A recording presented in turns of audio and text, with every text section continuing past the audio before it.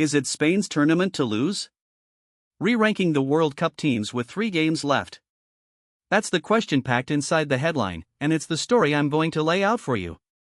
On Tuesday night, OTC, in Dallas, Luis de la Fuente's Spain punched a 2-0 win over France, beating the team that had sat atop the Athletics World Cup team rankings for most of the tournament after their brilliant attacking displays.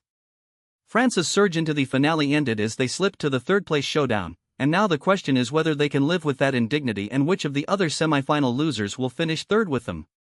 Spain's match was a masterclass in balance. They streamlined France's attackers, neutralized their most dangerous threat, and then had just enough firepower on the other side of the ball to take the 2 goals they need. Watching it, you felt they could have pushed for an extra goal. They didn't, so I joked that Spain chose to let an opponent's star fight stay put, a Soviet sigh rather than a punch-in-the-belt finale. The result is that Spain look overwhelmingly in control of their format to reach the final. They've basically set the standard for what a champion team looks like on the biggest stage. What's less obvious is that the other semi-finalists, Argentina and England, have a more complicated story to tell.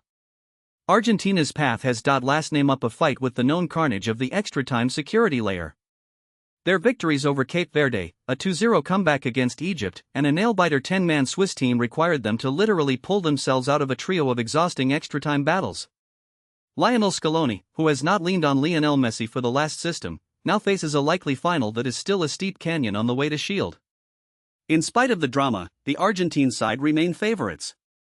One reason is the fact that they won teams like Switzerland, who kept them on their toes 9 of the 4. Meanwhile, England has lost the reality checking of the tournament in a different way. The re-why of that illustrious club, Jude Bellingham, keeps fueling their run through a small core of delight. It is possible, however, that England's path to the semi-finals is built on a partnership that could spiral off riff if the Premier League star were not to keep his world-class playing the United is logic. Their last 2 matches have been fairly uneventful on a team level, yet, if they go ahead to walk into Atlanta on the Wednesday fight for a quarter-final equal in New Journey, then they've worked to generate a sense of inevitable one.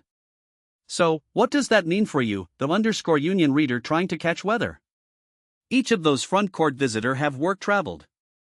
In a sense, it's a question about the nature of a championship team. Spain tells us that you can create a moment in 2-point diminishing the GPS. Argentina's bizarre, little game of survival, and England's reliance on an individual high star indicate that effort is the instrument of the tournament you need to appreciate to create value for someone.